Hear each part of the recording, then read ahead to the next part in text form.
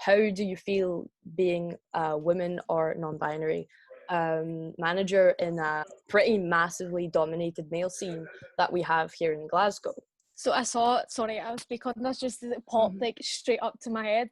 See, one thing about being a girl who's either, or non-binary, who's friends with a lot of boys in bands or like manages and kind of helps them out.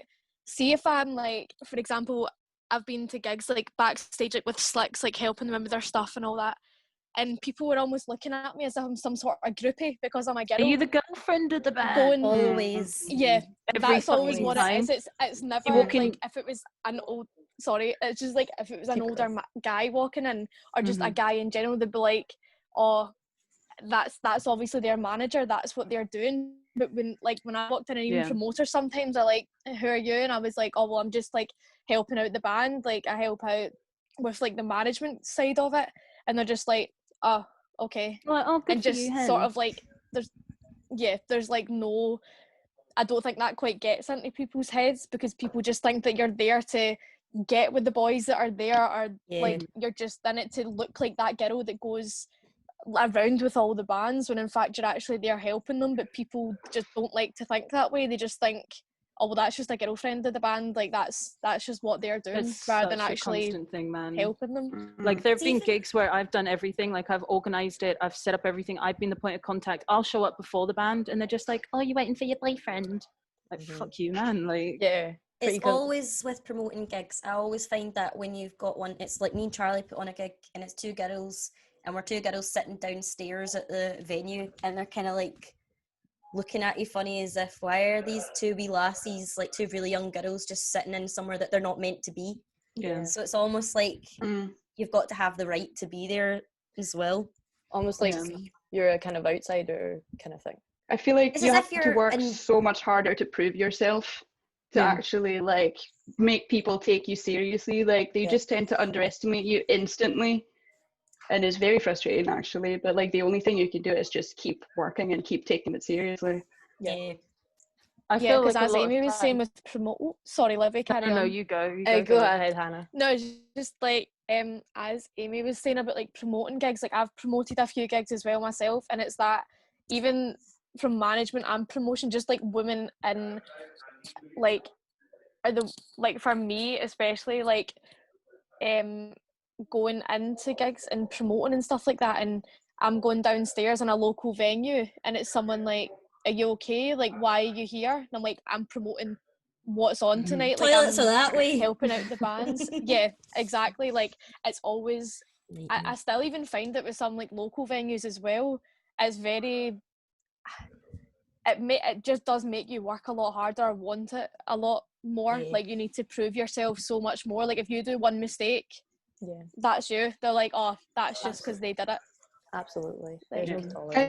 Like you shouldn't let it motivate you, but it kind of makes you want to spite everyone. At least it's like, I want to succeed just to spite everyone. And I know that's like a really toxic, unhealthy way to think, but it's also like nearly unavoidable.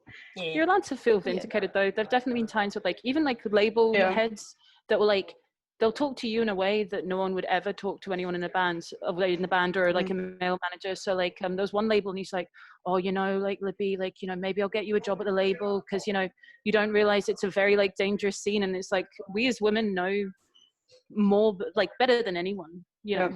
And so it's just like, you wouldn't offer to be like, I'll take you under my wing, I'll show you what's what, I'll make sure you don't get fucked over. And it's like, how dare you speak to me like this? I've lived this my whole life, you know, I know how to look after myself. I've got a head on my shoulders, that's why I'm here. So, and it's, you know, it's just, it's a very delicate thing to constantly traversing. This is maybe a bit heavy for a second, maybe not something that can like really be included, but I feel like a lot of the time as well, you're navigating like around like a world where it's just littered with harassers. Everyone knows these people are harassers, and you're just kind of like this point where you're like tiptoeing about and almost kind of deciding who is like the level of dangerous that you're willing to work with a lot of the time, because everywhere you look, you know, like, and then a lot of the time as well, like you'll take a gig with a certain promoter and people be like, what the fuck are you doing working with them? Like they're this, that and the other. And it's like, well, especially with like a lot of the acts that I manage now are like all women or like mostly women. And then it's like, oh, that's a feminist band, they're doing this, and it's like, what are we supposed to do? You know, like, this is the industry as it is. Like, we can try and change it as much as we like, but if we don't take any gigs, we're not taking any gigs. So it's like, how are you supposed to work in this kind of environment? No, sorry, it was quite heavy. No, absolutely. I think it's incredibly relevant. Like, I always feel like there's such an anxiety as well around going to like smaller venues, more independent venues and stuff like that, because you straight away, not even before walking in the door, you're already thinking about like, how are they going to react to me? How are they going to look at me? How are they going to treat me, kind of thing? And it's annoying because it's like, you don't want to feel like you have to do that every time you go in. It's like I have to listen to a Headspace fucking relaxation thing 5 minutes before I walk in, so I can confide in myself and affirm myself that I belong to be here and stuff like that. It's a pain in the arse. Definitely have kind of like an overdose of confidence just to make up for the fact that you're definitely going to be kind of undermined in some point. I see what you mean. And do you feel that, obviously, maybe not that obviously, but I think we can concur on the fact that most boys in bands, even if they mean well, they probably kind of don't realise kind of what we're saying right now. Does that kind of make sense? That it kind of like is over their head. A lot of them are blind to it, or they'll turn their nose up to it. Or a lot of the time, like, I don't want to name names, but an act that I did work with, I like spoke to them quite extensively about stuff that was going on in the Glasgow scene and expressed my discomfort about a lot of people, and their kind of reaction to it was, well, they've got the best gigs, and so we want to keep working it. And I was sort of in a position where I was like, I have my moral feelings about this and my discomfort, but I don't want to, A, I'm only starting in this industry, and B, I don't want to damage someone else's chances. So what they'd make me do is like send emails but sign off as someone from the band, so they wouldn't know it was me emailing, because I've been quite vocal about stuff. And it's like this kind of thing, it's just like, you know, it's, you kind of need to decide like what the line is, you know, like the boys are blind and a lot of the time, and you want to educate them, but like then there's also, they're getting the prospect of like tasty gigs, you know, tasty slots that they wouldn't normally get, and it's just sorry, it's very heavy, but I think it's incredibly relevant, and it's relevant to being a woman in music, because it's a constant experience. Even a lot of the time there'll be people that are like, you think that you've got a relationship with, that's a professional relationship, and then suddenly you find out they're trying to get in your pants. And it's just so disappointing, you know, because you feel like you've been taken seriously because you're like, you know, you're doing your thing, but then it's like, oh no, it's just they were trying to lay in, you know. 100%. Did you have, I could see some nodding, did anyone have to add anything to that?